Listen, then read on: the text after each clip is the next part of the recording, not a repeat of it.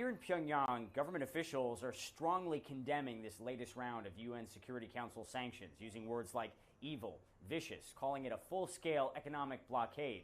But when you go out on the streets and speak with regular people, they don't seem concerned at all.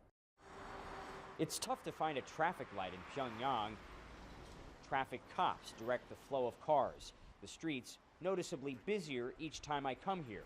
Busier, at least for now. The U.S. says the latest UN sanctions threaten to cut North Korea's oil supply by nearly a third, which could spike prices for everything from taxis to energy. A ban on textile exports and the end of foreign labor contracts could further slash the income of this cash-starved country. But if you ask Ri Hae-hyung, she's not worried. Her refreshment stand has a steady flow of customers. She says life is improving, despite round after round of increasingly heavy sanctions. We have no problems, she says. Everything I'm selling is made locally. We don't worry. We rely on ourselves. Kim Hae-sung casually shrugs off threats from the United States. The U.S. President Donald Trump said that these sanctions are just not a big deal and that there's much worse to come. Does that worry you at all?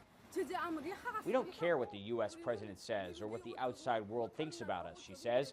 We don't worry because we believe in the leadership of Marshal Kim Jong-un. Keep in mind, this is a very thin slice of life in this closed country. It's good. Reporters like us can only see what the government allows. But all over the North Korean capital, we see plenty of new construction, an increasingly modern skyline, a mandate from North Korea's leader, Kim Jong-un, determined to prove he can grow the economy and the nuclear program, all in the face of unprecedented sanctions for his repeated violations of international law. You see these posters all over Pyongyang, and they pretty much sum up North Korea's official response to increased pressure from the U.S. More missiles. North Korean propaganda is built around their nuclear program. It symbolizes strength, independence. It's key to their national identity. Is there anything at all that could get North Korea to walk away from its nuclear program? We'll never give them up, says Ri Chang-son. If we did, it would mean our destruction. Around town, new posters show a pair of hands ripping up UN sanctions resolutions. North Korea's defiant message, they will never give up their nukes, even if that means life is about to get a lot harder.